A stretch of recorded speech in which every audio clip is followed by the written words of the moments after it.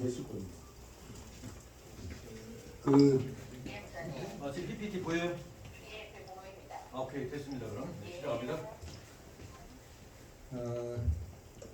저희가 그 사본들을 이제 사용해서 어떤 게 원래 저자가 쓴 본문 표현인지 확인을 할 때 쓰는 방법 중에 다중증언이 있습니다. 멀티플 어테스테이션.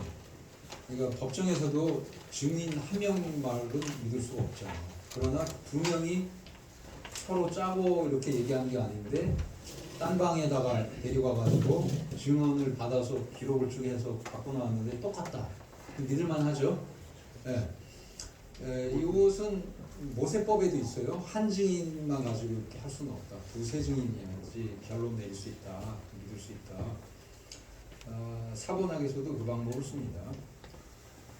그래서 쓸 수 있는 증인으로 채택할 수 있는 증인을 독립증인, 서방 본문, 고대 알렉산드리아 본문, 서방 본문은 베자사본, 그리고 고대 라틴어 요번 2세기에 번역된 그 정도, 그리고 시내산 사본과 바티칸 사본, 오래된 고대 알렉산드리아 사본들, 이 정도를 이제 대표적으로 할 수 있는데, 이런 사본들이 서로 일치한다. 그러면 이것은 내적 증거를 딴 걸 따져봐도 거의 이쪽을 지지해줘요. 거의 그렇습니다. 그래서 가장 손쉽게 할 수 있는 외적인 증거 채택이 이 다중증언인데, 이것도 비판은 우리가 할 수 있어요. 우연히 일치할 수도 있다. 우연히 일치할 수도 있다. 그래서 반박을 재반박을 하면 우연의 일치 확률이 높겠어요. 이런 증언이 정말 이게 참이기 때문에 일치할 확률이 높겠어요. 확률상 이런 독립 증언들의 일치는 서로 뺏긴 게 아닌데 일치하는 거는 이게 서로 진실을 얘기했기 때문에 그런 거죠. 그러나 주의할 점이 있습니다. 이걸 역으로 쓰면 안 돼요. 고대 알렉산드리아 사본하고 서방 사본하고 딱 일치하는 경우도 있지만 이 중에 하나만 나오는 경우도 있겠죠. 그리고 이 둘에도 안 나오고 비잔틴 사본에만 나오는 경우도 있겠죠. 이걸 역으로 쓰면 안 돼요. 이 둘이 일치하는 경우도 많지만 어떤 경우에는요, 이 서방 본문하고 고대 알렉산드리아 본문이 서로 다른 경우가 꽤 많아요. 이런 경우는 원문이 아니다라고 보면 안 되죠. 이 중에서 택해야 되는 거예요. 어떤 경우는 비잔틴 본문에만 있을 수가 있습니다. 원문의 흔적이. 그러면 알렉산드리아 서방이 다 틀릴 수가 있는 거예요. 가끔은. 이 가능성을 열어놔야 되는데, 이것을 두 개가 서방 본문과 고대 알렉산드리아 본문이 일치할 경우는 정말 믿을만해요. 거의 99% 믿을만해요. 제 경험상 그렇습니다. 요 방법을 많이 쓰는데 이거를 쓸 수 없는 경우가 꽤 많아요. 서로 갈라져요. 그리고 고대 알렉산드리아 본문 안에서도 시내산 사본과 바티칸 사본, 이 주요 사본이 갈라지는 경우가 꽤 많습니다. 그러면 이 네스틀레 알란트 같은 데는 주로 어딜 따라가나 보면 시내산 사본을 굉장히 많이 따라가요. 그리고 시내산과 바티칸 사본이 둘이 일치하면 거의 100% 따라갑니다. 완전 100%는 아닌데 100%라고 얘기해도 상관이 없을 정도예요. 그렇지 않은 경우가 거의 없어요. 거의 대부분 따라갑니다. 그러니까 이거는 뭐랑 제일 가깝냐면 시내산 사본, 바티칸 사본, 바티칸 그 교황청 도서관에 있는, 그 다음에 시내산 수도원에 있던, 지금 대형 박물관에 있는 그 사본하고 제일 가깝습니다. 그래서 이걸 공격하는 사람들은 이집트는 정통 신학이 아니라 그 이단 신학이 있던 곳이 아니냐. 그러니까 사본도 이게 이단 사본이 아니겠느냐 이렇게 공격을 해요. 근데 이거는 좀 지나친, 그냥 너무 교리적으로만 접근을 하는 그런 것이죠. 자, 다중증언 우리가 이거 또 안 넘어갔네. 하나만 딱 넘어가고.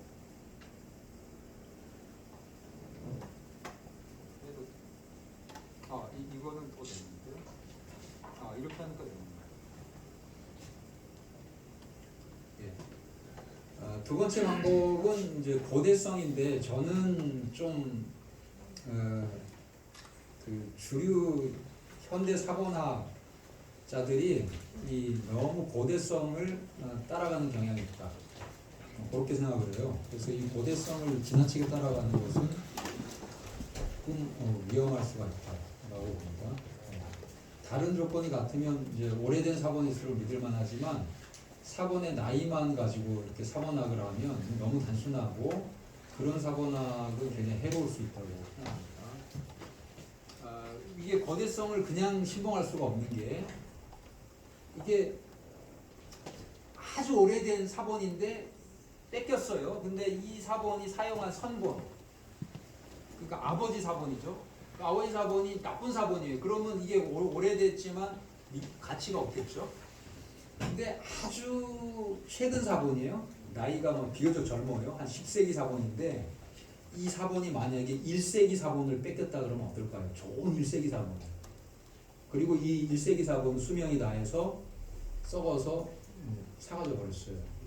그러면 이 10세기 사본을 믿을만 할까요? 아니면 4세기에 필사했는데 엉터리 사본을 3세기 사본 중에 엉터리 사본을 다 필사했어 한 거 같고 뭐가 믿을만 할까요? 4세기, 10세기지만 10세기 사본이 나을 가능성은 있는 거예요. 그래서 무조건 사본의 나이 따라가다가는 곤란하다는 겁니다.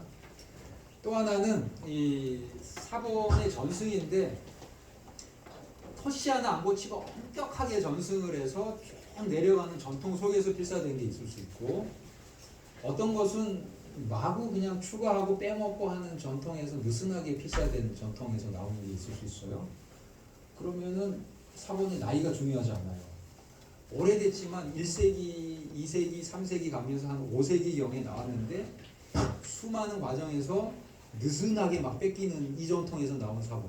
그런데 철저하게 검증하면서 뺏겨나가는 이 사본 전통 중에서 9세기에 나온 사본. 그럼 뭘 믿어야 될까요? 그런 경우는 9세기예요. 또 하나는 필사 빈도수인데 4세기에 나오는데 이 필사 빈도가 원본으로부터 대수를 세니까 10대야 10대. 근데 10세기에 나왔는데 뺏긴 게 이 원본을 2세기 때 뺏기고 그 2세기 거를 10세기에 뺏겼어요. 3대째예요. 그럼 어떤 게 믿을만해요? 3대째가 그러니까 그게 10세기 거라고 해도 3대째잖아요. 이건 10대고 요 몇 대째냐도 또 중요한 거예요. 그래서 사본의 나이만 가지고 보기에는 굉장히 위험하다. 그래서 학자들이 토론하다가 이거는 4세기 사본이야. 그래서 어쨌던 거예요. 그래서 어쨌던 거였죠, 사실. 그래서 저도 학생들한테 가르칠 때 몇 세기 막 적거든요. 그냥 쫙 그어버려. 이런 거 필요 없다고. 이거 가지고 객관적인 뭐가 나올 수 없다.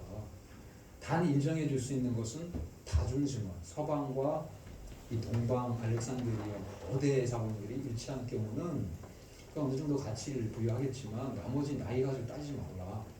그런 쪽으로. 본문의 나이죠, 사실은. 왜 본문의 나이를 따지냐면 사본 안에 있는 그 본문 유형은 나이가 대강 이제 측정이 되는데 요 나이를 고대 알렉산드리아 본문 요걸 따져보면 2세기 초. 왜냐하면 시내산 사본, 바티칸 사본이 이 나이가 어느 정도 가나 봤더니 이게 오래된 파피루스, 2세기 파피루스하고 일치해요. 2세기 초 파피루스까지도 거의 일치해요. 그러면 이게 4세기의 고대 알렉산드리아 시내산 바티칸 사본이 4세기지만 결국 그 4세기 사본들이 가진 본문의 나이는 몇 세기라고 할 수 있나요? 2세기라고 할 수 있는 거예요. 그래서 이 고대 알렉산드리아 본문은 2세기로 추정을 합니다. 그리고 서방 본문은 베자 사본이나 이런 고대 라틴어 역본에 있는 그 본문들 이거는 2세기 중반 정도로 거슬러 올라갑니다. 그 당시 서방 교부들이 인용을 해요. 그러면 2세기 때 그 본문이 있었다는 얘기잖아요. 그렇죠? 그러니까 본문의 나이가 2세기인 거예요. 베자 사본이 4세기다. 아니 5세기다. 5세기 사본 가지고 얘기하지 마 이러고 폄하하면 안 돼요. 서방 사본은 2세기 중엽까지 거슬러 가는 본문이어서 무시할 수가 없어서 이 서방 본문에 나오는 것과 알렉산드리아 본문, 시내산 사본, 바티칸 사본에 나오는 이게 부딪히면 많은 학자들은 이 네스틀레판도 그런 편견이 있어요. 알렉산드리아 따라가요. 그냥 따라가요. 배자가 완전히 무시합니다. 네. 너무 궁금해서 너무 죄송해요. 네, 그러면 에라스무스 불가타 전의 버전으로 배자를 볼 수 있다는 거예요? 그렇게 볼 수 있는 거죠. 에라스무스가 4세기니까 3, 4세기니까. 에라스무스 보다도 불가타 성경보다도 배자 사본 제롬의 불가타. 제롬의 불가타보다도 그럼요. 지금 현재 배자 사본이 시대적으로 훨씬 뒤지만 원래 옛날 더 네, 라틴어에 사본 나이는 늦을 수 있지만 본문의 서방 사본의 그 본문의 나이는 2세기 중반 교부들이 벌써 인용해요. 그러니까. 그리고 2세기 때 번역된 라틴어 그 불가타 고대 이전의 그 라틴어. 고대 라틴어 고대 라틴어. 그거하고 일치해요. 저 배자 본문이 배자 본문이 일치하기 때문에 사본 나이 갖고만 얘기하면 안 돼요. 실제 나이는 2세기 중반까지 거슬러 올라가요. 네.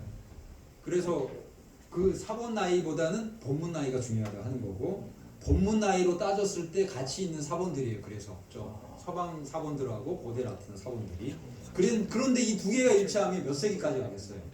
2세기 일치해. 서로 독립됐어요. 1세기까지 간다고 볼 수 있겠죠. 네. 그러니까 거의 원문이에요. 그러니까 우리가 정말 이 신약 사본에서는 럭키한 게 이런 오래된 사본들이 다른 가족 계통이 있어서 이게 일치해버리면 1세기까지 갈 수 있으니까 우리는 거의 100% 원문을 사본들이 보존하고 있다고 봐요. 그 수많은 사본에 어딘가는 있기 때문에 그거를 잘 찾아가지고 이렇게 하면 이 네스틀레판도 거의 원문인 거예요. 원문 사라졌다고 해서 우리가 원문을 잃어버렸고 이것을 찾을 수 없고 이런 게 아니에요. 이게 차이가 나봐야 0. 몇 %. 그런데 그것도 다 문체 정도의 차이지 이 교리에 영향을 미치는 의미상의 차이가 아니란 말이에요. 네. 그러니까 이걸 너무 과장하면 마귀 성경 막 이러는 거예요. 근데 다 구원받을 수 있어요. 성경 안 읽는 사람 문제지. 네. 교수님 저 해결책 문장이 맞습니까? 예. 고려 대상은 사본의 나이가 아니라 본문의 나이다. 네. 아니 나이가 나이라고 보이는데 나이이다. 예. 사본의 나이이다. 나이가 아니라 본문의 나이다 이렇게 써야 되지 않습니까? 예. 사본의 나이가 아니라 본문의 나이다. 예. 네. 저는 다를 안 하고 이다를 주로 계속 아니 그냥 저 써요. 나이가 다음에 아, 나 대신 아자를 써야 돼. 아 맞아요. 사본의 나이가 아니라 오타예요. 커피 한 잔 사야 됩니다. 예, 이게 원래 인간이 하면요. 그래서 필사자들이 자꾸 그 오타가 많이 들어와요. 그러니까 기계가 하지 않은 작업들은요. 그 오타가 굉장히 많고, 그러니까 이 필사자들이 틀리고 싶어 틀리지 않고 기계적으로 틀린 경우 굉장히 많고요. 고의적으로 바꾼 경우도 있고, 이 두 가지가 같이 막 포함돼서 그렇게 된 거고, 만약에 마테마가 누가 다 그냥 출판을 했다면 오늘날처럼 좀 상황이 달랐을 거예요. 근데 출판한 책도요, 여러분 오타 잡을 수 있어요. 그렇죠. 굉장히 나옵니다. 여러 번 교정하고.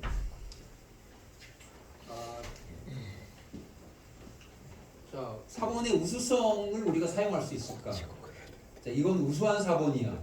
이런 얘기 할 수 있을까요? 사본을 할 때? 신대단 사본은 우수해. 그리고 배자 사본은 나빠. 비잔틴 사본은 나쁜 사본이야. 그러니까 따라가면 안 돼. 해가지고 사본화가면 이거는 공정 게임은 아니에요. 그러면 이미 정해놓은 거 아니에요. 뭐 따라가겠다는 게. 그리고 어느 정도 하다가 통계적으로 나오잖아요. 이문들 많이 다뤄보면 통계적으로 내가 한 100개의 경우를 다뤄보니까 통계적으로 신해산 사본은 거의 90% 맞아.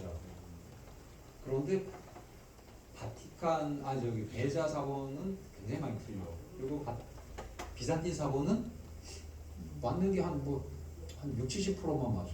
그러면은 이제 감이 생겨서 어느 쪽을 따라가겠죠.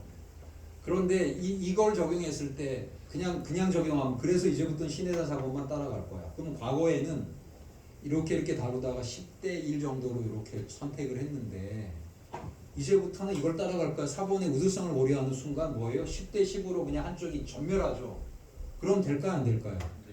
그렇게 하면 안 되는 거예요. 그래서 사본의 우수성은 사용 안 하는 게 좋아요. 왜냐하면 전멸시켜버리니까. 그러면 그 우수한 사본이 틀릴 한두 가지 경우를 어떻게 파악하겠냐는 거예요.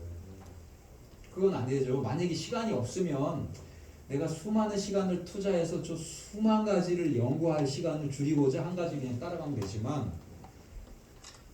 학자들은 그렇게 시간의 책임을, 나 시간 없으니까 그냥 이렇게 하려고 하면 안 되잖아요. 가급적 그 1%, 2%라도 더 원문에 가까운 걸 우리가 찾아줘야 되잖아요. 그러니까 저거는 쓰면 안 되는 거예요. 프랙티컬하게 쓸 수 있어요. 근데 양심상 하면 안 되죠. 저 우수성은. 그래서 이것도, 그러나 아마 많은 토론 경우에 이제 사본학 한답시고 우수한 사본에 이거 따라가야 되고 논쟁할 때 얘기할 수가 있어요. 그런 사람은 좀 맞아야 돼요. 아니 이거 지금 빨리 출판해 내려고 하는 것도 아니고 진리를 찾아가는 거 아닙니까? 그 진리를 찾아간다는 걸 목표로 했을 때는 우수한 사본 이런 얘기를 하면 안 되는 거죠. 근데 뭐 사본학계에서도 우수한 사본에 대한 맹신은 있죠. 그러니까 따라가는 거예요. 이것도 빨리 냈어야 되니까 어쩔 수 없는 거예요. 그러나 양심이 있어서 밑에 사본 정보를 주잖아요. 그러니까 나중에 후학들이 하라는 거죠. 이거를 따르라는 게 아니고. 그리고 괄호도 치죠. 내가 못 정했어 하고 괄호도 치죠. 그 양심이 있어서 후학들을 위해서 남기는 거예요. 칼빈도 주석 쓸 때요. 종종, 아주 종종은 아닌데 가끔 나는 이 부분을 결정할 수가 없다. 후학들한테 이 판단을 맡기겠다. 저렇게 딱 쓰고 넘어가요. 이게 정직한 거죠. 그렇게 하고 넘어가는 게 좋습니다. 우수성은 우리가 얘기를, 저도 신해산 사본이 매우 우수하다고 보고 있어요. 그러나 신해산 사본이니까 이게 맞을 거예요. 이런 말은 절대로. 그건 결과적으로 얘기할 수 있는 부분이고. 자, 역본과 교부들을 사용해서 우리가 사본학 할 수 있어요. 여기도 역본 정보가 쭉 나와요. 많은 역본들이 어떤 본문을 지지해주면 그건 믿을만 하겠고, 많은 교부들이 그 본문을 인용했다면 그 본문이 원문일 가능성이 높죠. 그러나 교부들이 사본 필사를 통해서 교부 전집도 정해졌겠죠? 우리한테. 그럼 교부들이 원문을, 그 교부들이 원래 최초에 쓴 원문도 복원해야 돼요. 이 작업이 큰 작업이에요. 그래서 교부들의 어떤 글이 원문인지 파악을 하고 해야 되니까 이게 만만치 않은 작업이고, 그게 다 됐다고 쳐도 워낙 신약은 헬라어 사본만 해도 엄청 많아서 역본까지 굳이 안 가도 헬라어 사본 안에서 얼마든지 많은 증거들이 있어서 구약 사본학은 역본들이 상당히 중요할 수 있습니다. 사본이 많지 않아서. 그러나 신약은 역본들의 가치는 좀 미미하다 이렇게 얘기할 수 있고요. 그러나 서방 사본의 경우는 서방 사본 숫자가 워낙 적어서 고대 알렉산드리아 그 역본, 이탈라라고 하는 그 역본을 활용하지 않을 수가 없습니다. 그래서 이것을 활용 참고하는 거고. 자, 필사자와 관련된 증거 사용, 이게 굉장히 중요한데요. 몇 가지 이제 봅시다. 설명 가능성 원리부터 보면 이것이 사본학의 가장 그 기본 원리죠.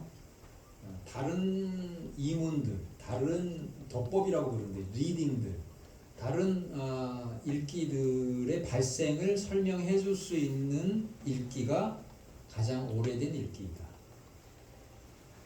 그러니까 설명을 해봐요. A에서 B가 발생했다고 설명하면 설명이 잘 돼.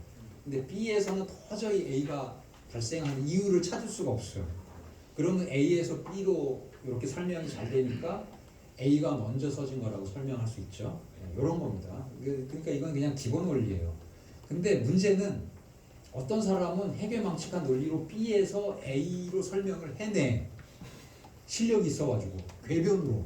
근데 A에서 B로 간 게 확실한데도 A에서 B로 이쪽을 주장하는 학자가 설명을 바보같이 못해. 그러면 만나서 토론하면 누가 이길까요? B에서 얘가 이겨. 그래서 학계는 잘못된 이론이 장악을 할 수가 있어요. 뛰어난 학자가 지지해버리면. 신약학에서는 뿔트만이 그냥 한동안 그 역할을 했어요. 뿔트만이 그냥 이상한 양식 비평 가지고 궤변으로 그냥. 그런데 21세기에는 이 뿔트만의 이 양식 비평을 때려잡으려고 누가 저기 책을 냈냐면 보컴, 영국 학자 보컴이 이 Jesus and the Eyewitnesses, 예수님과 목격자들 이 책 쭉 썼죠. 그 사람의 목표가 19세기 초에 뿔트만이 했던 작업을 자기는 21세기 초에 하려고 그런 거예요. 양식 비평을 완전히 무너뜨리고 뿔트만처럼 유명한 역사의 획을 그는 학자가 되고 싶어서 쓴 거죠. 근데 이 학자가 영국 거의 최고의 학자니까 잘 했겠죠, 이 작업을.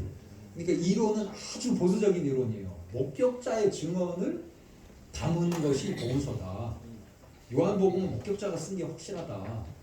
예. 그리고 마태하고 마가 뭐 이런 것도 다 목격자의 증언을, 누가복음도 증언을 다 활용해서 쓴 거다.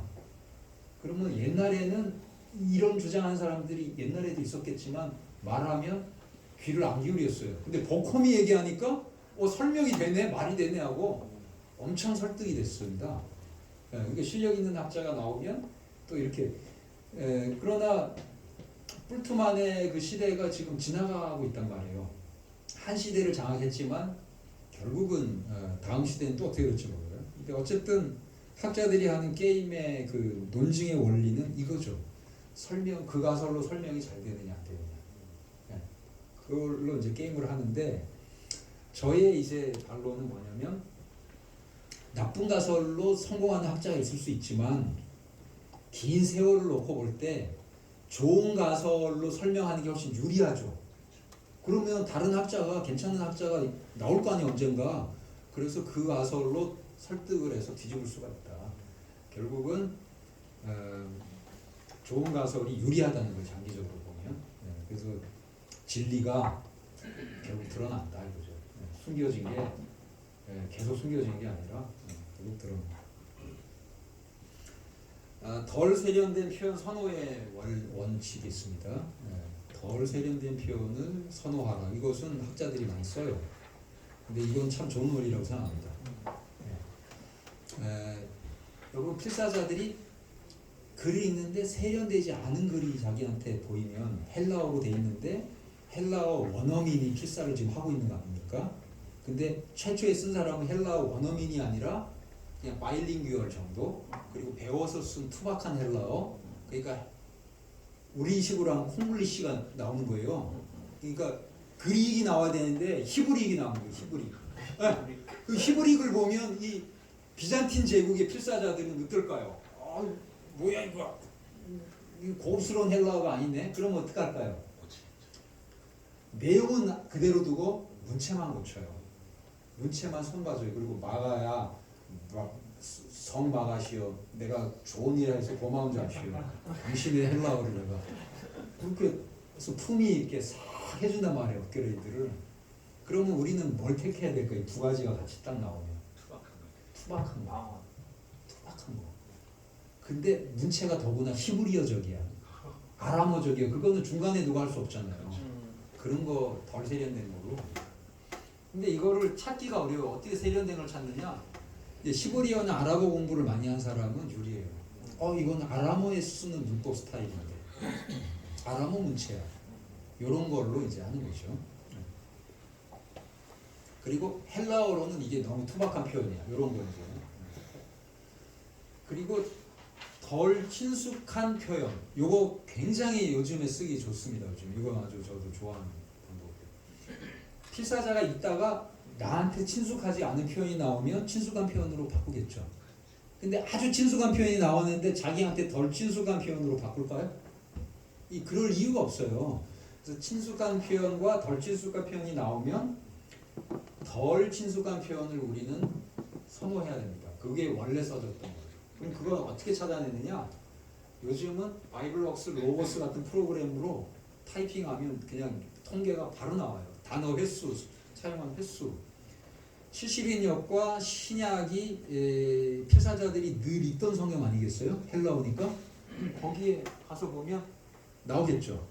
몇 번. 그러면 70인역과 신약에 100번 나온 것과 70인역과 신약에 딱 2번 나온 거 이렇게 통계가 나왔어요. 그러면은 마가가 원래 썼을 거는 100번 나온 거 썼을까요? 2번 나온 거 썼을까요? 자, 필사자가 그러면은 도입한 게 100번 나오는 이쪽으로 도입했겠죠. 필사자가 미쳤다고 이렇게 100번이나 나오는 친숙한 거를 2번 나오는 쪽으로 역으로 바꾸지 않았겠죠. 네? 그럴 이유가 없어요. 그러니까 덜 친숙한 거를 요즘은 컴퓨터가 생겨서 너무 바이블웍스 같은 이런 프로그램으로 할 수 있어서 너무 좋습니다. 이거는 고대인들은 할 수 없었던 거예요. 오늘날은 이거를 통계적으로 재서 데이터로 제시할 수가 있습니다. 더 어려운 읽기, 이건 고전적으로 많이 사용하던 거예요. 더 어려운 거를 더 쉽게 만들겠죠? 필사자들이. 더 쉬운 걸 어렵게 하지 않겠죠? 일부러. 그러면 어려운 걸 어떻게 측정하느냐? 이거 조심해야 돼요. 문맥에 안 맞는 거를 어렵다고 측정해버리면 문맥에 안 맞는 거는 저자가 문맥에 안 맞게 썼을 리가 없잖아요. 그건 나중에 실수해서 나온 거잖아요. 너무 어려운 거잖아요. 그러니까 문맥에는 맞아야 된다는 기본 조건을 충족해야 됩니다. 문맥에는 안 맞는데, 아니 맞는데 어렵게 보이는 거예요. 그리고 문맥에 안 맞게 보여도 자세히 연구해 보니까 진짜 문맥에는 맞아요. 결국은 이거는 그 인포메이션의 양이에요. 정보의 양. 정보의 양이 많을수록 어렵죠. 세 단어에다가 정보의 양을 10개를 집어넣었어요. 그럼 어렵죠. 근데 이거를 쉽게 고치면 정보의 양이 10개 있던 게 몇 개로 줄어요? 2개, 3개로 줄어버려요. 그러면 정보의 양 10개를 담은 게 저자가 쓴 걸까요? 3개 야박하게 담은 게 저자가 쓴 걸까요? 네, 어렵지만 연구해보면 정보의 양이 많은 심오한 거. 그게 저자가 썼을 거고 필사자들이 그렇게 심오했을 리가 없어요. 자기 글도 아닌데 뺏기는 사람이. 네. 그리고 그 시대에 살았던 사람도 아닌 사람이 어떻게 알겠어요? 그래서 심오성의 원리는 이제 제가 주장한 거예요. 네. profundity 이게 원리. 이게 더 어려운 읽기의 원리죠. 같은 원리인데 심오성의 원리로 표현해야 된다. 정보의 양으로 볼 수 있다. 그리고요. 본문조가 읽기를 지금 서양학자들이 많이 쓰는데 저는 이거 조심해야 된다고 봅니다. 이 지금 네스틀레판도 그게 문제예요. 이 지금 주류 현대 사고나기 문제가 하모나이제이션 이 이론을 마구 남용했어요. 어떻게 하냐면 마태, 마가, 누가가 서로 일치하는 것과 서로 다른 게 나오면 여러분은 마태, 마가, 누가 일치한 쪽을 따라가겠어요? 서로 다른 쪽이 원문이라고 따라가겠어요? 개별 문체를 따라가. 그렇죠. 문체를 봐야 되는데 많은 지금까지 많은 사본학자들이 다른 거 무조건 따라가요. 그럼 같은 걸 뭐라 그러냐면 같은 거는 본문조가 됐다. 영향받았다. 마태가 마가에게, 마가가 마태에게 막 영향받았다. 필사자들이 마태, 마가 누가 다 보다 보니까 영향받았다. 막 이러는데 아니 문체도 안 따지고 마태, 마가, 누가는 70% 서로 비슷해요. 원래 같았을 확률이 그러니까 뭐예요? 70%. 왜 이걸 무시해? 그러면은 이거 엉터리 본문이 나와요. 전부 다른 본문으로 자꾸만 이렇게 이유 없이 가는 거예요.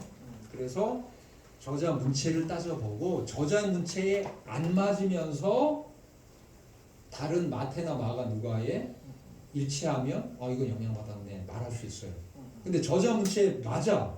그러면 그 말 하면 안 되죠? 저자 문체지. 네, 그럼 저자 쓴 거죠. 네? 저자 쓴 거죠.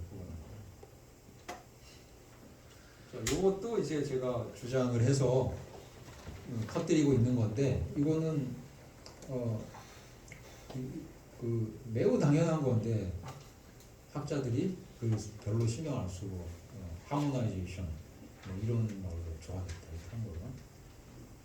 병합된 읽기 이거 아까 메스코트 호트 얘기하면서 병합이 문제 있다 이걸 좀 보셨을 거예요 여러분도.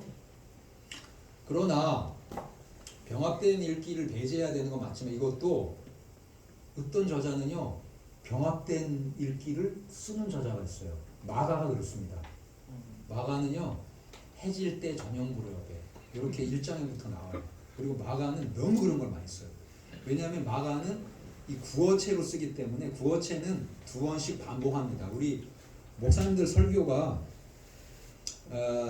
대개는 청중들이 이렇게 듣다가 하나를 놓쳐도 두 번째 그 다음 센턴스에서는 이해하게 평행법을 많이 써요. 그러니까 비슷한 말을 두 번 해요. 고대인도 마찬가지입니다. 구어체는 반복을 해요. 그래서 이해가 잘 돼. 그렇지 않고 책은요 읽어주면 여러분 책 쭉 읽어주면 이해돼요. 잘 안 돼요. 문어책 이거는 힘들어요. 한 번 읽고 그거 딱 놓치면 딴 생각하면 놓치는 거예요. 근데 마가는 구어체로 담아서 굉장히 반복이 많아서 병합된 거를 다 날려버리면요 그럼 마가 다 날려버려야 돼요. 그래서 이 문체를 따져야 됩니다. 절대 병합된 걸 잘 안 쓰는 누가 같은 저자의 글에 병합 문체가 나온다. 찬송하며 찬양하며 그러면 우리가 의심할 수 있어요. 그러니까 이 병합도 문체를 따져봐야 된다는 거예요. 문체를. 자, 저자와 관련된 증거 사용 봅시다. 이게 정말 중요한 문제예요. 정말 가치 있는 증거죠. 이게 문맥과 문체인데 문체. 이 저자들은 자기의 그 문체를 가져요. 문체. 자신은 모르지만 그 습관이 이 글을 쓰면 나옵니다. 말은 더더구나 그렇고요. 제가 한번 그 요한계시록 우리 김상훈 교수님 요한계시록 주석 그 제가 편집이니까 프루프리딩 한다고 많이 읽었어요. 근데 이분이 쓰는 문체 중에 그럼에도 이렇게 써요. 저는 그럼에도 뒤에 불구하고를 꼭 붙여요. 그래서 제 문체는 불구하고고 이분은 그럼에도로 끝나고 불구하고를 안 넣어요. 그래서 야 이거는 줄기차게 그럼에도를 안 쓰는구나. 그런데 저는 교정하면서 그럼에도를 다 넣어가지고 교정을 했어요. 근데 이제 저는 이제 제가 못 견디니까 이게 다 그런 게 있습니다. 그러면 이 헬라어로 읽어보면 문체 차이가 있어요. 근데 이건 헬라어 잘하는 사람, 칼빈 같은 사람은 그 문체 차이를 파악을 하면서 읽었거든요. 근데 저는 이제 어떻게 하면서 문제 차이를 이제 많이 보냐면 바이블웍스에 넣어보고 검색을 해봐요. 와 이거 마가가 아까 카이에프티스 누가 얘기했죠? 카이에프티스 아닌가? 마가 카이에프티스 그리고 즉시 굉장히 많이 써요. 카이 엘레겐 아우토이스 그가 그리고 그들에게 말씀하셨다. 위알료로 계속 말씀하고 계셨다. 굉장히 많이 써요. 그러니까 이런 문체들이 이제 발견이 되고 요런 통계는요 사본학에 결정적인 영향을 줍니다. 그리고 단어도요 그 저자가 자주 쓰는 단어가 있고 절대 안 쓰는 단어가 있어요. 같은 동의어여도 그 동의어 중에 요걸 택해요. 늘 요걸 택해요. 그런 경우가 있어요. 그러면 이 정보는 매우 유용합니다. 이 저자의 문체. 그러면 우리가 100% 원문이 없는데 그 통계를 낼 수 있느냐? 지금 네스틀레판만 해도 이게 거의 99%. 그러니까 통계 낼 수 있어요, 없어요? 이 정도 오차 갖고는 통계적으로 의미가 있어요. 그리고 만약에 상대방이 정말 시비를 걸면 그래 그러면 비잔틴 사본으로도 통계 내보자. 바이블록스에 비잔틴 사본 써 있습니다. 통계 내보면 거의 큰 차이 안 나요. 그러면 둘 다 통계 내가지고 반영해도 되고 아니면 상대방을 설득하려고 논증하는 거면 비잔틴 사본으로 그래 통계 작업 해보자. 그래도 결과는 비슷할 거예요. 왜 그런 일이 발생하냐면 이 필사자들이 한 군데를 이거는 좀 내 문체로 고치자 해도 일관성 있게 다는 안 고쳐요. 가끔 고치세요. 나머지는 통계적으로 잡히는 겁니다. 그렇게 해서 이제 통계를 낼 수 있는 것이죠. 문맥. 문맥에 맞는 것과 문맥에 안 맞는 게 나오면 당연히 문맥에 맞는 쪽 따라가야 되겠죠. 문맥에 안 맞는 것은 실수해가지고 안 맞거나 하는 것이고 근데 둘 다 문맥에 맞아. 그럼 어떻게 할까요? 문맥에 둘 다 맞는데 더 심오한 쪽으로 가야 되겠죠. 더 어려운 거. 그리고 문맥에 안 맞는 것처럼 처음에는 보여요. 연구해보니까 문맥에 맞아요. 그리고 진짜 심오한 의미가 있어. 근데 이건 문맥에 맞는데 얄팍한 의미를 가져요. 그리고 더 따져보니까 실제는 문맥에 안 맞아. 이런 연구 결과를 이제 반영해서 사본학을 하게 됩니다. 그러면 이 문맥이라는 이 원리를 쓰려면 여러분 사본학자가 주석을 안 하고 주해를 안 하고 이 문맥 원리를 쓸 수 있을까요? 불가능하죠. 불가능해요. 그러니까 사본학을 하려면 뭘 해야 되냐면요. 주석학을 해야 됩니다. 근데 이 서양 사본학의 약점은 주석학을 안 하는 자들이 사본학을 해요. 그러니까 통계학자들인가요? 예? 통계학자들인가요, 그럼? 통계학도 아니고 그냥 사본 하나 잡고 많이 뭐 이런 이 사본의 특징은 뭐다 이런 걸 많이 해요. 그리고 이제 문체를 많이 따지는 사본학을 한 사람이 J.K. 엘리엇입니다. 문체하고 헬라어 영국 문법. 그러니까 저는 J.K. 엘리엇이 참 좋은 일 했다고 봐요. J.K. 엘리엇처럼 문체를 따지면서 하려면 헬라어 실력이 좋아야 될까요? 아닐까요?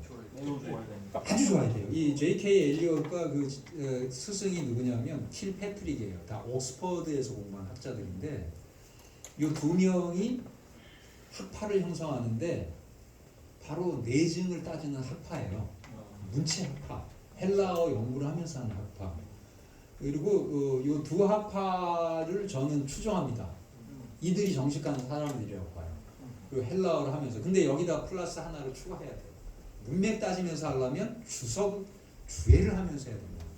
그게 이제 제가 만든 학파예요.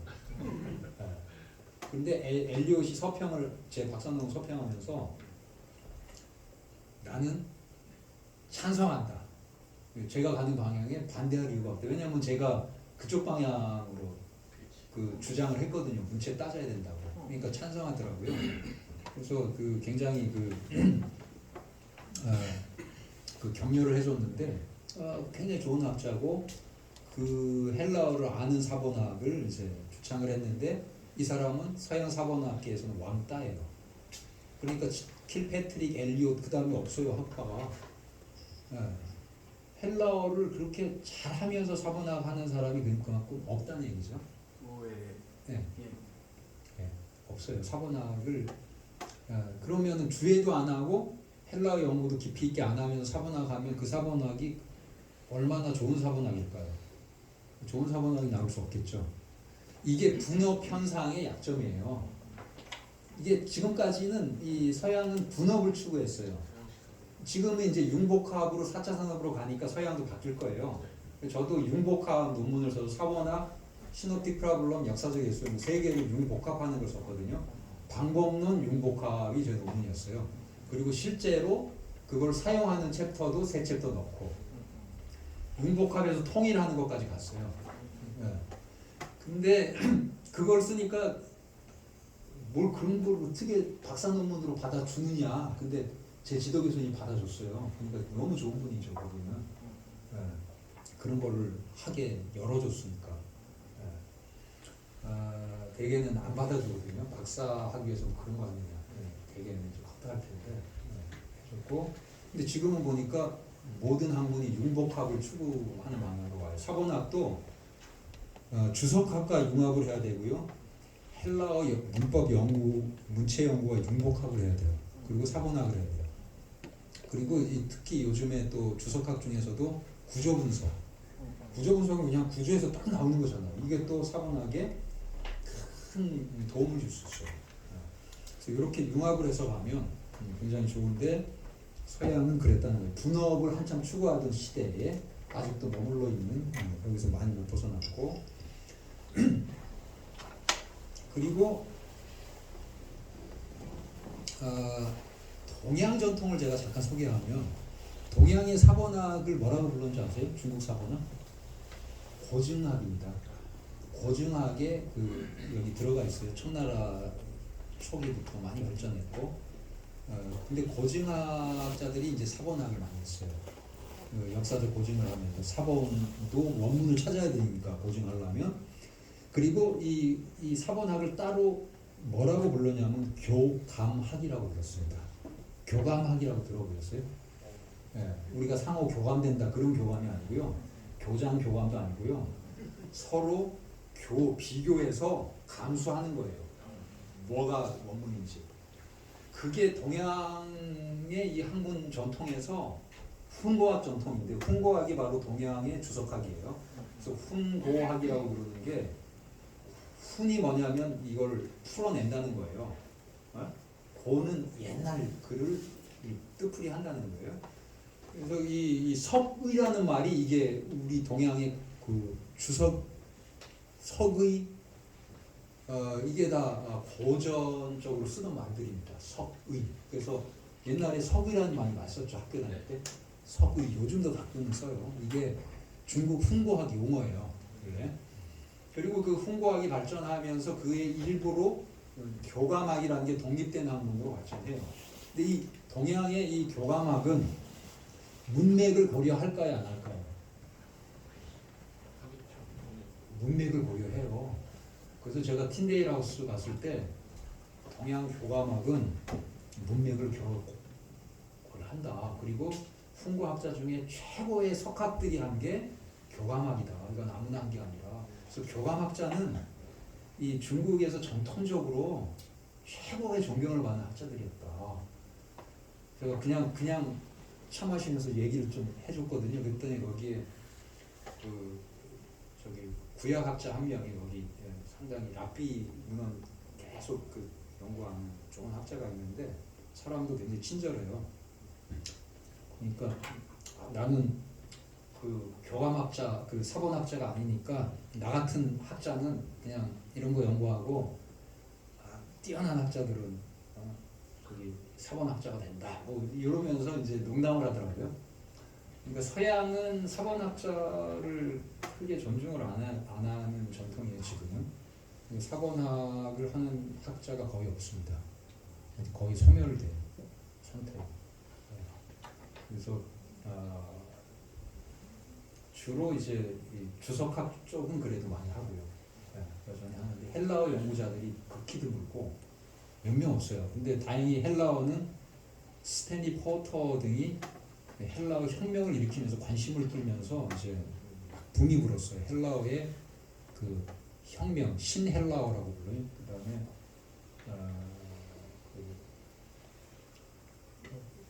요즘에 이제 헬라어 시상 이론 중심으로 붐이 불어서 이제 하는데 그래도 헬라어 연구자들이 그렇게 또 많은 건 아니에요. 주로 주석학자들이지. 주석학자도 이제 고등 비평을 너무 많이 하고 전통 주석학보다는. 그러나 사본학은 정말 치명적일 정도로 숫자가 이제 줄어드는 상황이고, 저도 안 한다 그랬으니까요. 너 나랑 사본학 하자. 박사 논문으로 수정하는데 제가 거절했고, 그거는 제가 못 하겠습니다. 속으로는 사본학으로 내 인생을 베릴 수는 없다. 뭐 그런 건 하고 있느냐. 근데 이제 교수님한테는 너무 재밌어서 그걸 하면 잠이 안 와서 제 건강을 버립니다라고. 실제로 또 그랬고 너무 재밌어서 사본학은 하면 잠이 안 와. 또 머리를 많이 돌릴 필요가 없어요. 근데 주석이나 이런 거는 복잡하게 머리를 돌려야 돼서 골아 떨어지거든요. 근데 사본학 공부할 때 제가 밤을 맨날 새고 새벽 5시, 7시까지 잠이 안 와가지고 너무 힘들었어요. 계속 그럴 수는 없잖아요. 건강이 좀 유지하고 그냥 놔주더라고요. 근데 약속을 했어요. 사본학을 박사 논문의 일부에서 꼭 쓰겠다. 그래서 이제 하게 된 거예요. 근데 그러면서 융복합 쪽으로 갔죠. 사본학하고 이제 다른 걸 다 융복합하는. 이제 주석학도 복합을 여기 같이 이제 반드시 시켜야 되는 거죠. 잘못된 방법은 몇 개를 하고 마치겠습니다. 지리적 분포에 대한 맹신, 이거 조심하셔야 돼요. 이거는 여전히 사본학자들이 이런 얘기 가끔씩 하는데 저는 이걸 너무 믿으면 안 된다고 보는 게, 지리적 분포가 다르다고 해서 그게 같은 패밀리 사본일 수가 없어요. 분포가 다르다고 다른 패밀리일 수가 없어요. 같은 패밀리가 이민 갈 수 있잖아요. 이주해가지고 퍼뜨릴 수 있어요. 그래서 예를 들면 서방 본문 유형을 가진 사본이 저기 고을 지역, 프랑스 지역, 그리고 이탈리아, 북아프리카, 심지어 이집트, 시리아까지 쫙 퍼져 있을 수 있어요. 그러면 이 사본들이 지리적으로 이렇게 분포되어 있다고 이렇게 다중증을 받는 거야 하면 될까요? 다 서방 본문이에요. 그렇기 때문에 이렇게 지리적 분포만 가지고 얘기하다가는 조금 위험할 수 있고요. 그래서 이거는 저는 안 씁니다. 지리적 분포는 쓰지 않습니다. 물론 뭐 저만 얘기하는 건 아닐 거예요. 이건 지적이 되고 있는 거예요. 많은 사본을 따라가는 맹시는 우리가 지난 시간에 계속 얘기한 거예요. 이게 무슨 문제가 생긴다는 거예요. 많은 사본이라는 게 시대적으로 4세기 때 많은 사본과 지금 한 15세기 때 많은 사본과 다른 거죠. 이게 시대적으로 다른 거예요. 그리고 이 한 개의 선본에서 20개가 나오는 수가 있는 거고, 어떤 거는 사본이 여기 2개의 쌍둥이 사본이 있었는데 하나는 아무도 필사 안 해서 사라져 버렸고 하나는 필사를 해준 게 한 2개가 필사해 줬어요. 그러니까 자손을 잘 만나야 되는 건데 자손 못 만나면 좋은 사본이 피보는 거죠. 근데 하나는 그냥 막 20개씩 뺏겨가지고 이래버리면 이게 많은 거라는 거예요. 그러니까 이게 많다고 반드시 좋은 사본일 수는 없어요. 물론 통계학적으로는 정상적 상황에서는 많은 게 더 우수할 수 있지만, 원본은 잘 보존할 수 있지만, 생각해 보면 이게 얼마든지 많아도 이게 좋지 않은 사본일 수가 얼마든지 있는 거죠. 비판 두 번째, 아까 이건 얘기한 겁니다. 이슬람 세력이 확장하면서 북아프리카, 이집트, 시리아 뭐 이쪽 계통은 필사가 안 되는 거예요. 그쪽 지역 사본은 이제 많을 수가 없는 거예요, 아예. 그리고 헬라어 지역이 감소하니까 비잔틴 제국 밖에서는 헬라어 사본은 필사가 안 되는 거예요.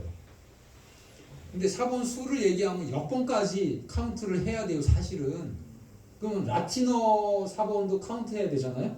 왜냐하면 헬라어 안 쓰고 라틴어로 카피한 거니까. 여러분, 벌게이트 사본이 몇 개나 있을까요? 헬라어 사본 막 끌어모아서 한 5,000개 된다고 합시다.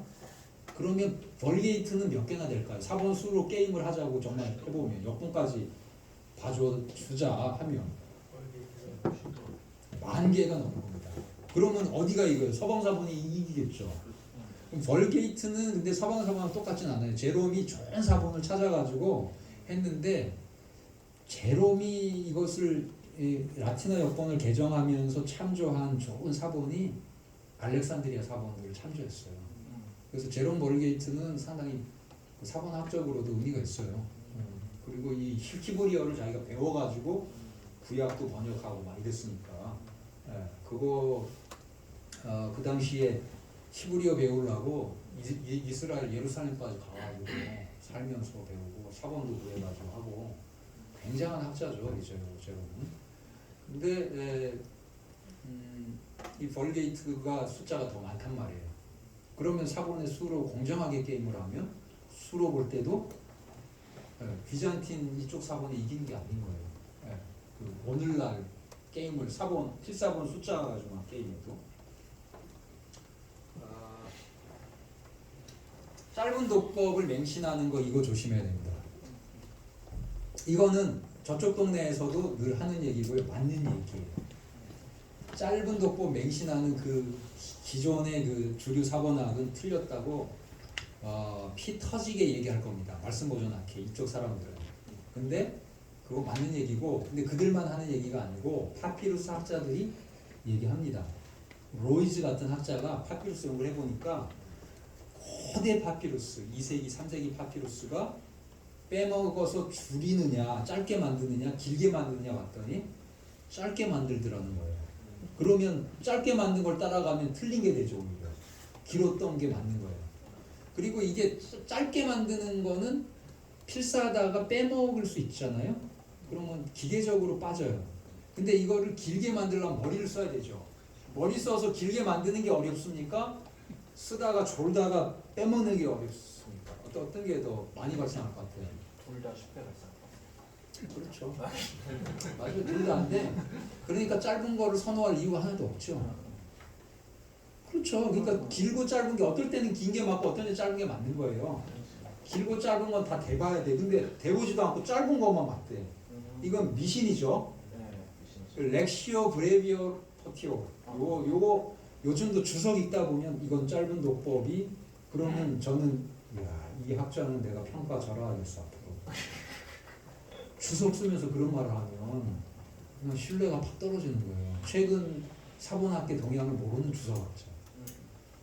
오늘날 주석학자가 많은데 주석학자들이 좀 헬라어 공부를 많이 해야 되고 사본학을 좀 하면서 해야 되는데 이 이 서양학 전통에서는요, 좋은 학자들이 사본학을 해야 된다는 이 생각이 없어요. 동양에서는 자연스럽게 사본학을 하면서 했거든요. 그게 없어요. 그래서 한국도 마찬가지입니다. 사본학을 너무 안 해요. 사본학을 당연히 하는 주석학, 헬라어에 튼튼히 기반한 그런 주석학, 그런 것을 이제 하면 좋겠죠. 짧은 독법은 맹신이다. J.K. 엘리엇도 그 말을 했고, 의식적으로 추가하는 게 더 어렵다. 우발적으로 빼는 게 더 쉽지 않냐. 그러니까 짧은 독법을 무조건 선호하는 거 아니에요. 로이즈라는 학자는 파피루스 연구해보니까 오히려 길게 만들더라. 예, 그러면 질문을 받도록 하겠습니다.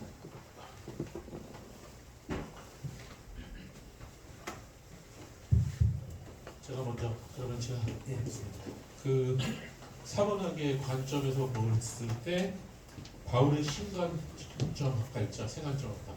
예. 그 사람들의 주장에 대해서는 어떻게 평가할 수 있을까요?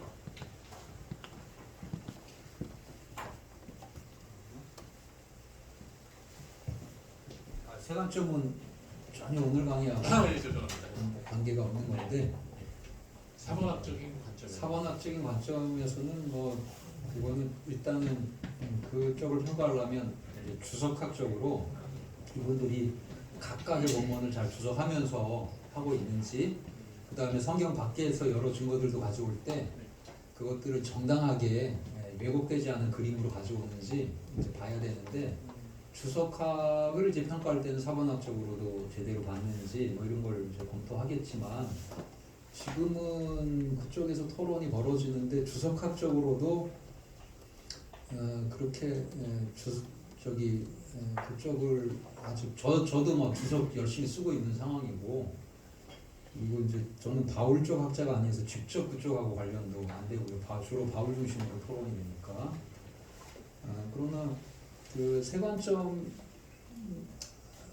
예관점하고 처음에는 이렇게 팽팽히 맞서다가 이제 수렴해 가는 상황에서 서로 배워 가니까, 김세윤 교수님 같은 분, 특히 샌더스 진영의 제임스 던 같은 이런 분들이 서로 토론해보니까 네 말도 맞는 것 같다 하면서 비슷해져 가요. 이제 수렴해 가는, 종합으로 가는 상황이고, 그 와중에서 이제 영국의 최근에 그 존 버클레이가 이제 좋은 논문을 이제 썼는데, 그게 상당히 참신한 게, 은혜에 대해서 왜 연구를 그동안 안 하고 안다고 생각하고 맨날 그 율법, 은혜와 율법의 관계, 이걸 토론했느냐 하면서 은혜를 연구를 했어요. 그러니까 아주 특이한 거죠. 연구해보니까 은혜가 바울이 사용하는 은혜 개념이 독특하더라고요. 이거요. 은혜를 베풀 때 조건 없이 주는 건 맞아. 그런데 아무 기대를 안 하고 주느냐? 아니에요. 기대를 하고 줘요. 반응을 기대하고 주는 조건 없는 선물이에요. 그 사람이 뭐 공로를 쌓아서 주는 대가는 아니에요. 그냥 공짜로 주는데, 내가 공짜로 이거를 주면 저쪽에서 뭔가 반응이 오기를 바라는 거예요. 마치 농부가 씨앗을 뿌리면 그건 공짜로 뿌려주는 거예요. 땅에 열매 맺는 게 정상이죠. 열매를 기대한다는 거예요. 그래서 바울 서신을 읽어보면 열매를 기대하는 그런 부분이 확실히 나온다는 거예요. 그러면 은혜를 베풀면 그 은혜가 은혜를 받은 사람이 하나님께 감사하면서 새로운 삶을 사는 거룩한 백성이 되는, 그래서 거룩한 열매를 맺는 걸 기대하는 게 이 바울 서신의 흐름이라는 거예요. 그래서 갈라디아 주석을 잘 하면서 보여줘요, 그거를. 그래서 그게 요즘에 굉장히 설득을 많이 하고 있고, 일종의 그 기존의 그 세관점을 완전히 이 패러다임 시프트했다고까지 보고 있어요. 세관점 그동안 한 사람 그런 생각 안 했거든요. 그러니까 이 사람의 행위 부분을 이 은혜의 연속으로 은혜가 가져다주는 열매로서 은혜의 능력이 불가항력적 은혜로 은혜가 가서 그 사람을 변화시켜서 열매 맺기까지 만드는 그 큰 능력이 있는 게 은혜다. 이 얘기를 한 거로 볼 수가 있어요. 그러면 예관점하고 차이가 없어요. 세관점을 한번 뒤집어 엎었는데 그게 일관점하고 너무 비슷해요.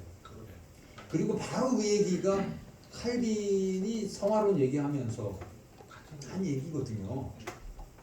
믿으면 칭의가 되면 성화라는 열매를 맺을 수밖에 없어서 이거는 듀플렉스 그라치아다. 성화의 은혜와 칭의의 은혜는 두 가지 동전의 양면이 동일한 은혜다. 그래서 성화가 안 되고 있는 사람은 칭의 안 된 거다. 듀플렉스 그라치아 얘기한 거 그거는 그 주석학자로서 칼빈이 쭉 있다 보니까 그렇게 보이니까 그렇게 정직하게 쓴 거 아니에요. 그러니까 그 얘기하고 너무 통해. 근데 이제 그게 이제 존 마클레이가 이제 최근에 쓴 일단 세관점의 그 흐름 속에서 나왔는데 그쪽을 공격하면서 또 발전도 시키고 역관점하고도 종합도 되고 뭐 그 정도까지 지금 와 있는데 뭐 이런 토론들이 학자들이 토론을 하면서 이제 결국은 유익을 누리는 거죠. 막 싸워가지고 연구가 발전하고 이렇게 그 과정이 있습니다. 아직 뭐 결론난 토론이 아니어서 사고나기 뭘 기여할 수 있을지는 디테일하게 이제 좀 가면 그 기여할 수 있겠죠. 근데 제가 연구한 본문 중에 이제 그 서방 본문이 마가복음 4장 24절에 그리고 너희에게 더해줄 것이다. 까이 프로스테 테세타이 휘민. 여기에 서방 본문이 없어요. 요게 원문이면 24절은 뭐가 되냐면 너희가 재는 잣대로 너희가 재물을 당한다. 요거를 다 인용해주고 25절은 있는 자는 더 받고 없는 자는 그 있는 것도 뺏긴다. 요게 대조가 돼요. 그러면 25절은 바로 은혜와 심판의 원리예요. 있는 자는 더 받고 없는 자는 있는 것도 뺏긴다. 이건 완전히 대조잖아요. 그럼 앞에 너희가 재는 잣대로 재물 당한다. 이거는 뭐예요? 거의 이거는 그 1 정도 한 사람은 1을 2 정도 한 사람은 2를 이게 비례잖아요. 그러면은 그냥 공평하게 거래하는 원리잖아요. 이 원리랑 이거는 좀 다르죠. 한쪽은 은혜 심판이고 한쪽은 그냥 비례잖아요. 행한 대로 심은 대로 거두리라. 요거잖아요. 이 두 원리를 딱 대조시키면서 예수께서 앞에 블레페떼는 마가복음에서 블레포 보라인데 복수형으로 너희는 보라 그러면요 죄다 조심하라요. 그러면 뒤에 띠 앞부에 때 너희가 듣는 것을 조심하라. 그러면 이게 목적어예요. 그리고 인용해 주는 게 뭐냐면 너희가 죄는 잣대로 너희가 재물 당한다. 이거 탈무세도 나오고 미드라시에도 나오고 뭐 엄청 그 탈구메도 나오고 유대인들의 속담이에요. 격언이에요. 우리말로 치면 가는 말이 뭐야 오는 말이 없다. 그러니까 말을 하면 우리 말도 되지만 말 이거는 이런 대박이거든요. 가는 대박이 가짜 속인 대박이면 오는 대박도 어떨까요? 같은 대박으로 속여서 퍼주겠죠. 그러면 교환했는데 내가 남는 게 없잖아요. 그냥 공정거래가 돼요. 예, 요 공정거래의 원리. 이게 유대인의 사고예요. 유대인의 그런 사고 있습니다. 커버넌탈 로미즘 뭐 이러는데 은혜도 강조하지만 유대인들은 기본적으로 공로사상 이게 있어요. 상당히 있어요. 그러면 예수님께서 이거 조심해 하고 25절 얘기한 거예요. 왜냐하면 갸를 하면서 시작해요. 그 번역을 개역개정에서 뺐다고요. 왜 조심해야 하냐면 하나님 나라 원리는 은혜의 원리야. 근데 여기에 그 은혜의 원리가 있냐는 거죠. 가는 말이 뭐야 오는 말이 없다. 은혜의 원리 있어요? 없잖아요. 없잖아요. 심판의 원리도 없잖아요. 근데 이 하나님 나라의 그 굉장히 중요한 원리가 은혜와 심판. 우리가 아무 공로가 없는데 은혜로 구원받아요. 근데 어떤 사람은 심판을 받아요. 그 심판받는 사람은 뭐야 이거 공정하지 않잖아. 공정거래 원리 아닌데 은혜 받는 사람도 되게 뭐가 뭐 있다고 이렇게 되잖아요. 근데 25절이 예수님 하시고 싶은 말씀이에요. 유대인들의 사고와 딱 비교하면서 은혜와 심판 이게 맞는 원리인데 좀 조심해. 니들 맨날 듣는 거는 공로의 원리 아니야. 물물교환 비례, 예? 비례적인 원리, 그 공정거래의 원리 그게 맞는 경우도 있어요. 예수님도 그걸 맞는 측면에서도 얘기도 하셔요. 심은 대로 거두고 뭐 그렇지만 그것만 가지고 설명되지 않는 은혜와 심판의 원리가 저희는 깔리는 거죠. 십자가의 은혜, 대속의 은혜. 그거는 어떻게 우리가 죄는 잣대로 우리가 죄를 당한 거예요? 아니잖아요. 우리가 남을 죄일 때 얼마나 가혹하게 비판을 하고 막 때려잡습니까? 생사람 잡고. 근데 하나님은 그 잣대로 우리를 하면 우리 지옥 가요 다. 우리가 남 비판하는 잣대만 가지고 써도. 근데 하나님은 무한한 그 은혜를 베푸셔서 우리 구원하잖아요.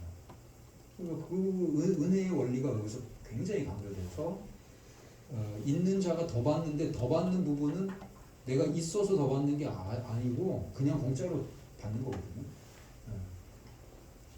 그래서 그 사번학을 제가 한 거는 근데 중간에 그리고 더해질 것이 이게 빠진 서방사본이 못하는 논증을 해서 그러면 더 선명하게 문맥이 깔끔하게 맞아요.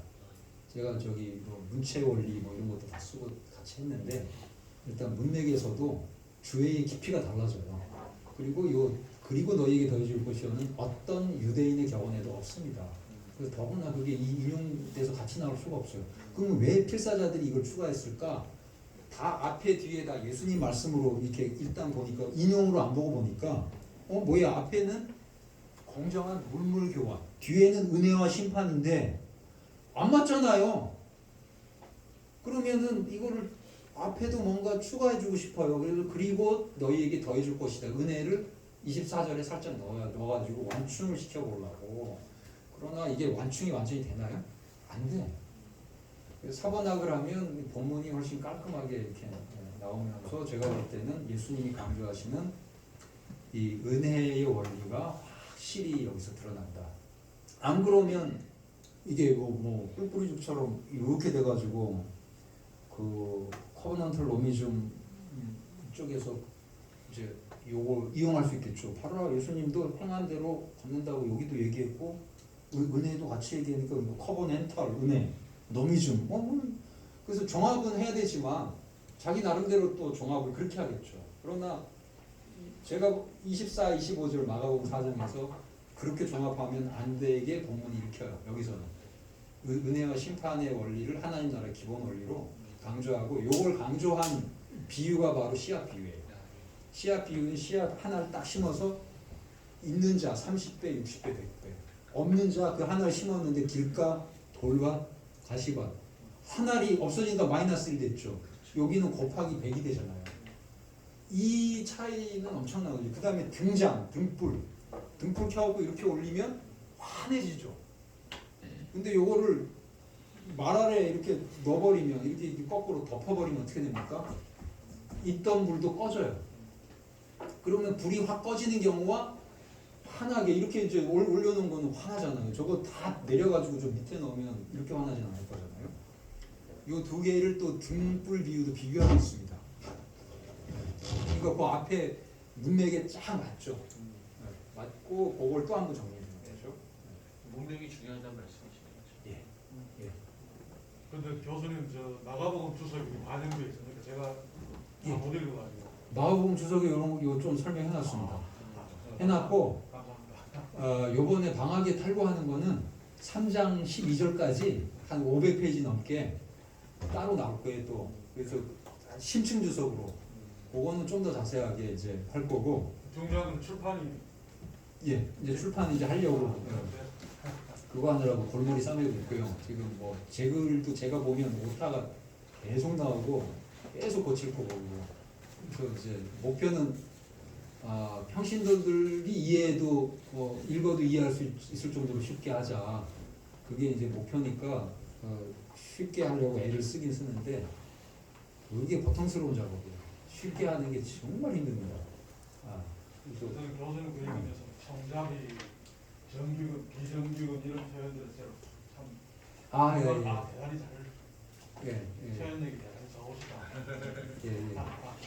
예, 옛날에는 좀 그렇게 재밌게도 하려고 사본학 이야기 쓸 때 그렇게 했는데 요즘은 연구하는 게 중요하다 싶어서 이제 다른 분들이 그거 좀 해주시면 이제 저는 중간 자료 정도 그래서 주석 지금 이제 그 다음 단계 2021년에 낸 주석 마가복음 다음 단계로 심층 주석을 이제 시작했고 누가복음도 이제 좀 동시에 조금씩 연구하고 있습니다. 네, 어떻습니까, 여러분? 지금 계속 강의를 잘 듣고 이렇게 토론하는데 지금 현장에서 이제 질문은 이제 우리 이 정도로 하고 조금 이따 기회를 다시 드리고요.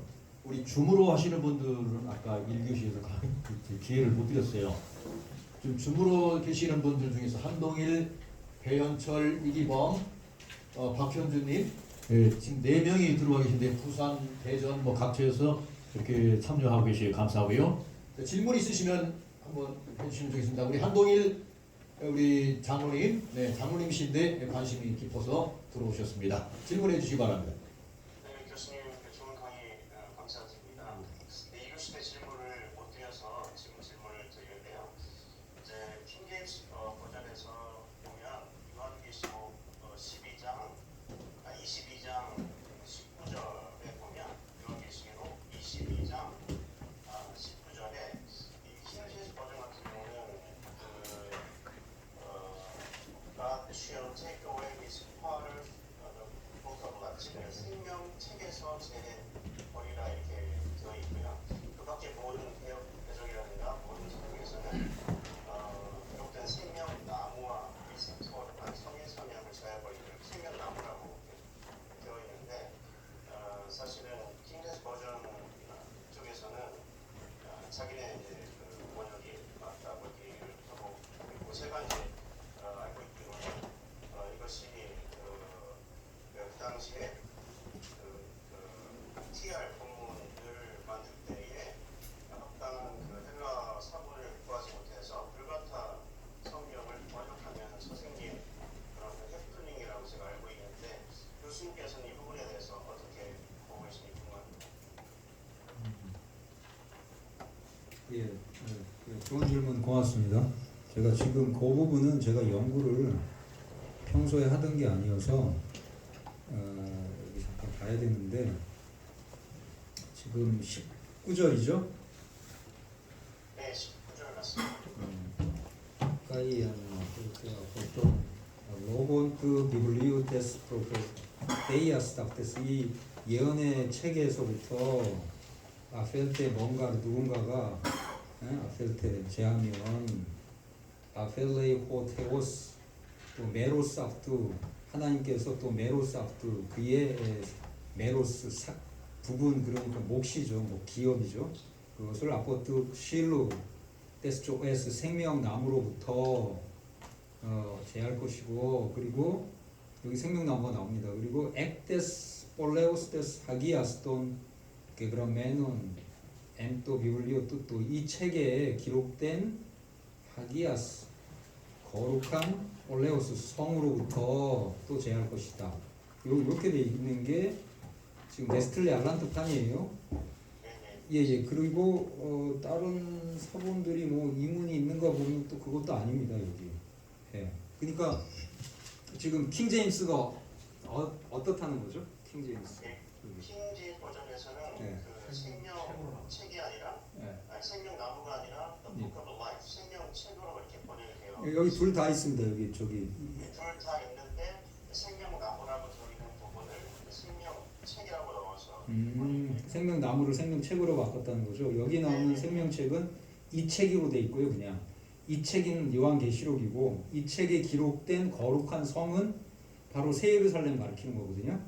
그러니까 새 예루살렘과 생명의 나무 여기로부터 제한다는 거고 생명책이라는 게 따로 나오진 않습니다. 요한계시록과 별도로 생명책이 따로 나오는 거는 그거는 여기 이 사본상으로 이게 지금 그러면 에라스무스가 장문을 하면서 그 부분에 자기가 고한 사본에 없었으니까 에라스무스가 장문을 하면서 이렇게 집어넣었을 수 있겠죠.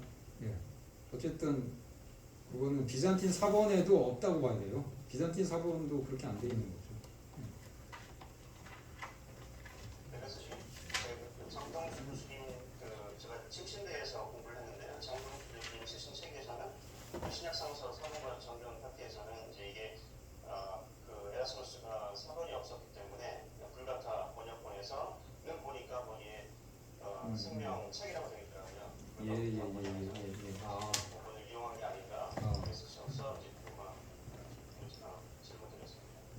그렇게 설명할 수 있겠네요. 예. 예. 그 에라스무스가 그 라틴어에서 거꾸로 헬라어로 장문해가지고 넣은 이게 최초 출판한 거예요. 그러니까 그런 역사까지 알면 이 에라스무스 성경을 막 신봉하는 게 굉장히 우습죠. 예. 물론 나중에 이제 사본 구해가지고 바꿔 넣었습니다. 자기 장문한 거를 쓰진 않고. 근데 그 장문에서 나온 그거를 계속 번역을 해가지고 오늘날 쓴다면 그건 굉장히 말이 안 되죠. 예. 됐습니까? 우리 한동일 장로님? 네, 됐습니다. 감사합니다. 예, 고맙습니다. 네. 한동일 장로님도 이제 MDB 신학을 대전 침례 신학대학원에서 한 걸로 알고 있고요. 관심을 가지고 이렇게 참여해 주셔서 감사합니다. 네, 혹시 또 다른 분 계십니까? 배현철 목사님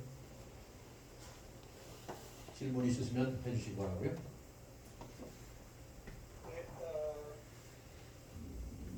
저 같은 경우는 저도 이제 경력을 했습니다만 방법론에 좀 관심이 많은데 그 1993년도에 헬렌 J. F. 교수가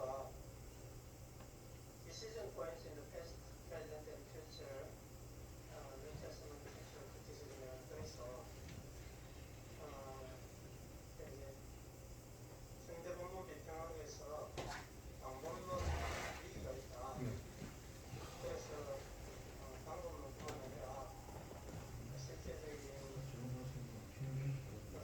과정에 있어서도 학자들이混乱과 혼돈 상황에 있고 어떤 종류의 타협이 이루어져야 하는지 그리고 그 타협 자체가 이루어질 수 있는 것인지 그런 불확실성이 방법하게 존재한다. 이런 글이 있었더라고요. 근데 이제 좀 저도 이제 좀 그 교수님 말씀대로 서적의 출발점이라는 생각을 가지고 있잖아요. 그 책을 보긴 했는데 객관성이라는 것을 확보하기는 참 어려운 과제가 아닌가. 이제 방법론 중에서도 보면 주관주의가 제일 이제 많이 작동을 하고 있는 것 같습니다. 그래서 아까 엘리어트 같은 사람들, 절충주의 이런 방법론이 많이 쓰이는 것 같은데 참 객관성을 어떻게 확보해야 되지? 학자들이 다 자기 방법론을 가지고 업무도 구축했다고 하는데 업무도 없는 상태지 않습니까? 그러니까 그참 원하는 것이 아닌가 싶고 그래서 이제 참 우리 교수님께서 공부하시고 많은 이제 학문을 통해서 진지하게 하시는 것을 참 배우면 저도 배워야 되겠다 생각하고 있지만 아직까지 참 방법론 면에서는 이렇게 신약학계 전체가 이렇게 컨센서스를 가지고 따라갈 수 있는 정도로까지는 참 얼마나 많은 용어들이 필요할까라고 생각하는데 거기에서 또 교수님 하신 말씀 있으면 한마디 좀 해주시기 바랍니다. 예, 고맙습니다. 그 방법론 위기는 그 사본화뿐만 아니라 요즘에 또 역사적 예수 연구 쪽에서도 얘기하고 있고 다른 학문도 다 마찬가지일 겁니다. 결국은 설명력인데 그 설명력이 이제 있는 그런 가설들이 살아남는데 그 설명력이 있는 게 어떤 게 설명력이 있는가 할 때 방법론이라는 거를 각자 만들어요. 그래서 학자들이 이제 대부분은 어떤 부분에서 공유를 하는데 공유된 방법론이 있는데 어떤 사람은 남이 안 쓰는 방법을 쓴단 말이에요. 근데 그렇게 되면 그런 방법론을 쓰는 사람은 설득을 못 합니다. 결국은 남을 설득하는 이론이 이제 학계에서 남는 거고 객관성이라는 거는 하나님만 가질 수 있는 거고 사람은 그냥 자기 개인 의견일 뿐이에요. 그것이 증거로 여기 보완이 되느냐 안 되느냐는 거고 누구를 많이 설득하느냐 못하느냐 그런 거고 설명력이 있느냐 없느냐 정도인데 최후 심판하실 분이 하나님이시듯이 사실은 이 학문의 최종적인 판단도 이제 하나님께서 그 판가름을 하실 건데 우리가 그런 면에서는 이제 어떤 학문을 하든지 이제 겸손하게 하는 게 가장 필요한 것 같고 그 중에 나만 옳다라고 이제 주장을 하면서 뭐 남의 성경 몇 군데 마귀 성경이라고 한다든가 이런 독단에 빠지는 자들이 그 시대마다 있는데 우리는 그러면 안 되겠죠. 그렇게 하지 말고 겸손하게 그렇다 보면 우리가 하나님 심판하실 하나님 앞에서 긴장하면서 내가 심판자가 아니라는 걸 알고 살면 겸손하게 신앙생활을 할 거잖아요. 똑같이 학문도 내가 교수니까 뭐 내가 심판자가 되는 거고 뭐 내가 무슨 학회니까 심판자가 이런 거 전혀 없거든요. 하나님 심판하시는데 그거를 알면 좀 겸손하게 그러니까 진화론 같은 것도 막 교만하게 주장하는 자들이 있는데 아니 하나님께서 최종 심판대 앞에서 뭐라고 말씀하실지 이제 그들도 들어야 될 사람들이 막 건방지게 인간들은 많았단 말이에요. 그래서 이 학문이 가지고 있는 교만함과 독단이 있습니다. 학자들이 제대로 학문을 하면 갈수록 겸손해지겠지만 잘못하면 자기가 공부했다고 계속 교만해져서 자기가 하나님이 된단 말이에요. 신앙생활도 마찬가지겠죠. 교만의 극치가 되면 이단 교주 되는 거 아닙니까? 신앙생활 하다가 그러지 말고 하나님을 하나님 위치에 두고 우리는 겸손히 학문은 이 진리를 사랑하는 것이 학문이잖아요. 그 진리를 사랑하는 자세로 그러다 보면 객관성을 저희가 결론으로는 못 담보해도 추구할 수가 있죠. 그 진리를 사랑하니까 그 진리 대신 하나님을 향해 가고 그분이 최종적으로 하실 그 말씀 그것을 우리가 염두에 두고 그러면 좀 더 이제 공정하게 판단하고 평가하면서 그 객관성을 어느 정도는 좀 더 추구할 수 있지 않을까 그런 생각을 해봅니다. 그리고 상대방을 설득하려면 상대방이 동의할 수 있는 방법론을 써야 되겠죠. 그러다 보면 상대방이 동의할 수 있는 방법론을 써서 그 사람을 설득할 정도로 하려면 좀 더 노력해야 되고 상대방이 전혀 안 받아들이는 방법론을 내 독단적으로 쓰면서 말을 해봐야 안 통하죠. 그래서 우리가 좀 더 적극적으로 변증적인 자세로 학문을 한다면 방법론을 정말 정당한 방법론 자체가 문제가 없는 걸 검토도 하지만 나의 독단적인 방법을 쓰기보다는 그 방법론을 이제 써서 내가 정당한 방법을 썼지만 안 먹혀 들어가면 그 논증의 일부 속에 그러면 당신의 그 방법이 옳다고 생각해보자. 그래도 결론이 이렇게 나온다까지 이제 가서 그거는 이제 뭐 적의 칼로 적을 때려잡는 그 방법이죠. 그런 노력도 어떤 경우에는 하지 않을 수 없고 이런 이제 과정에서 결국은 이제 학문의 토론의 장에서 결론이 날 텐데 그 와중에서 또 하나 중요한 거는 공부 안 하고 노는 쪽과 열심히 공부하면서 연구를 계속 하는 쪽에서 어디가 이기겠어요? 잘못된 주장을 하면서 맨날 열심히 뭔가를 써내고 막 연구하는 쪽이 이길 수가 있단 말이에요. 그 속에서는. 그럼 하나님께서 최종 심판을 할 때 너는 진리 편에 섰으니 내가 인정해주마 이러겠어요? 학자들한테. 어떨 것 같은데? 너 맨날 놀았어 왜? 네가 주장한 거 옳아. 근데 넌 놀았잖아. 죄가 틀린 이론으로 떠들고 교회를 현혹하고 했던 거 뭐냐. 이러면 안 되잖아요. 근데 보수 신학을 하는 사람들이 나는 보수 신학이니까 놀아도 돼 이런 경우가 있거든요.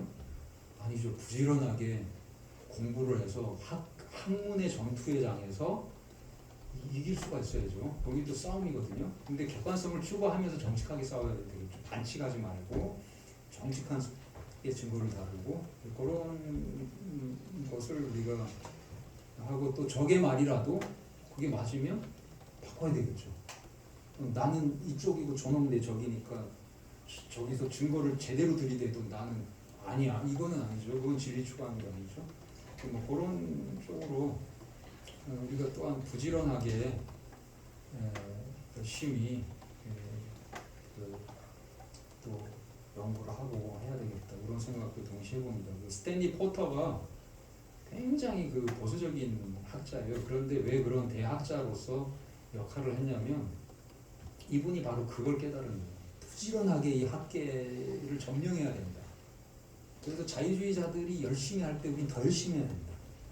이걸 전의를 불태워서 그 젊은 시절부터 열심히 해서 그 헬라어 혁명을 일으킨 거거든요. 틀린 얘기도 많이 했지만 그가 이제 굉장히 좋은 기여를 이제 했는데 그런 점에서 뭐 한국도 보수적인 신학자들이 열심히 합니다. 오늘날은 자유주의자들이 그렇게 열심히 옛날에 했다면 우리도 열심히 해서 좋은 책을 더 많이 내는 쪽으로 가고 있기 때문에 어느 정도는 이제 좀 애는 쓰고 있는데 그러나 끝없이 이제 노력을 더 해야 되겠죠. 네, 저 이제 예, 고맙습니다. 네, 줌에서는 이제 이 정도로 이제 끝을 내겠고요. 이제 필드에서 다시 한번 기회를 드리겠습니다. 여러분 중에서 또 질문 있으시면, 네, 혹시 질문 있으십니까? 뭐 한 번 더 해도 되고, 네. 그 지금 이그 네슬레 그러니까 그리스 신약 성경도 어쨌든 지금 28판이 나온 지 몇 년 됐잖아요. 예. 그래서 아마도 그 기준으로 새 한글 번역이 나왔을 텐데. 예. 맞습니다. 네, 마이크를 사용하셔야 줌 있는 사람들도 들을 수 있습니다. 네, 질문 있습니다. 그 네슬레 알란트 그리스 신약 성경 28판을 가지고 했는데 그 27판하고 그 달라진 부분들이 있다고 말씀하셨는데 제가 실은 개인적으로 발견한 부분이 있어서 이게 사본학자 입장에서는 이렇게 가는 게 어떻게 생각하시는지에 대해서 아주 짧게 그 유다서 1장 5절을 보시면은 거기에서 우리가 알고 있듯이 구약 성경에서 모세와 유대 백성들을 끌고 나오신 건 하나님인데 지금 28판이나 다른 사본학적 사실들로 말미암아서 그냥 주님께서 이끌고 나오셨다가 아니고 예수께서 이끌고 나오셨다는 아주 놀라운 문장으로 변해 있습니다.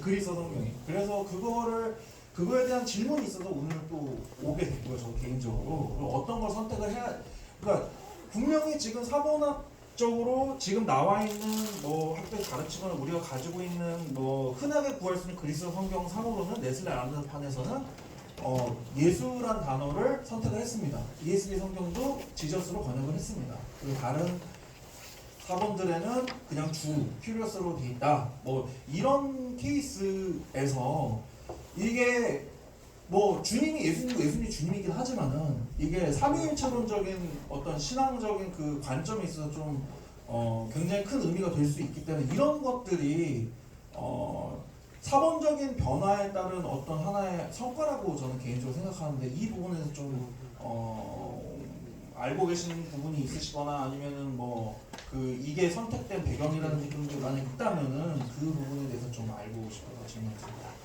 예. 제가 이렇게 보고 있는데 예, 지금 네스틀레 28판에서 택한 거는 딱 하나 바티칸 사본, 4세기 사본, 바티칸 사본에 있는 걸 택했어요. 그래서 예수라고 한 거고 주라고 한 거는 비잔틴 사본 따라간 겁니다. 그러니까 비잔틴 사본에서 이 경우는 바티칸 사본으로 이렇게 그렇게 안녕하세요. 박소님이 있으시니까 그걸 따라가는데 좀 특이한 거예요. 비잔틴 사본의 수많은 사본들이 퀴리오스 주라고 한 거를 예수로 바꿨는데 증거가 예수라고 된 거는 바티칸 사본이에요. 그냥 바티칸 사본인데 바티칸 사본 외에도 예수라고 돼 있지만 요거랑 살짝 다른 거는 1735번 사본, 1739번에 있는 거, 그리고 예수라고 된 게 오리겐의 인용, 그 다음에 1739번의 텍스트에 있는 거, 또 예수라고 있는 게 88번 사본, 사이딕, 보하이릭 등에 아마 그렇게 된 것 같다고 보고, A4번, 알렉산드리누스 33번, 81번, 2344, 벌게이트도 예수로 돼 있고, 그리고 그리스도라고 된 게 P72, 그리고 퀴리오스라고 된 게 뭐 라틴어 사본의 상당수가 그렇게 돼 있고요. 그리고 호테오스 하나님이라고 돼 있는 게 또 약간의 사본들이 있고, 그 퀴리오스라고 된 307번, 436, 642 하나님이라고 된 게 또 벌게이트의 약간 한 사본은 그렇고, 그러나 퀴리오스는 대부분이 이 비잔틴이고, 그러나 퀴리오스로 된 고대 알렉산드리아 사본이 시내산 사본이 퀴리오스라고 되어 있어요. 신해사는 시내산 사본은 특이하게도 그렇게 이런 사본들이 이제 갈라졌는데 이게 지금 28판에서 왜 갑자기 그러니까 왜 갑자기 논거가 있겠죠. 예. 그러나 아직 그 논문을 제가 읽어보지는 못했고, 왜 제가 유다서 전공이 아니니까 뭐 그 논문에 제가 나와도 제가 당연히 안 받겠는데 28판을 만들 때는 이게 그리고 몇 개 안 바꿨는데 바꿀 때는 이유 없이 바꾸지 않았을 거예요. 뭔가 이들이 이론이 있고 사본 계보도 추적하고 이런 작업을 주로 했어요. 사본 계보 추적 방법을 썼습니다. 계보 추적으로 보니까 뭔가 예수에서 원래 있었고 그 다음에 퀴리오스로 바꾼 쪽으로 이렇게 진행했을 거라고 결론 내린 거예요. 무슨 문체 따지고 이런 문맥 따지고 이런 거보다, 그러니까 지금 서양 사관학의 흐름이 좀 그래요. 그리고 이 계보 추적 방법론을 어디서 응용해 왔냐면 뭐 생물학 비슷한 데서 한 거를 가지고 도입해 가지고 만든 거예요. 그 독일에서 그런 걸 개발한 겁니다. 근데 그게 이 문체를 따지고 문맥을 따지고 이렇게 개개 케이스 바이 케이스 하는 이 사본을 저는 주장을 하는데, 학자들은 이런 걸 응용해 와 가지고 이제 뭐 생물학의 어떤 이런 세포 연구하는 뭐 그런 이론 비슷한 거를 응용을 해가지고 이제 만들어서 이제 이렇게 사본의 계보도 이렇게 이제 그들의 이론으로 한 거죠. 근데 요거는 시내산 사본이냐 바티칸 사본이냐 이렇게 갈라지는데, 시내산에서 바티칸으로 온 거고, 비잔틴 쪽에서 고대 알렉산드리아 쪽에서도 그냥 바티칸 쪽, 그쪽 한 계파예요. 그쪽으로 이제 온 거죠. 그러니까 비잔틴과 시내산이 합쳐졌는데도 글로 안 가고, 그리고 라틴어도 상당수 글로 가 있는데도 완전히 소수 이쪽 해괴한 쪽으로 갔어요. 예수를 주로 바꿨을까요? 주를 예수로 바꿨을까요? 그리고 거기서 아마도 예수를 주로 바꿨을 가능성도 상당하죠. 퀴리오스라고 읽기가 더 어렵잖아요. 그렇게 생각하기가. 왜냐면은 내용상은 구약 본문에서의 그 모세 이야기인데, 그렇기 때문에 더 어려운 읽기라. 더 어려운 걸 택한 거예요. 예수가 맞다 이렇게 결론이 났다. 네, 아마도 그렇고. 아마도 네, 그 더 어려운 툴을- 쪽으로. 네.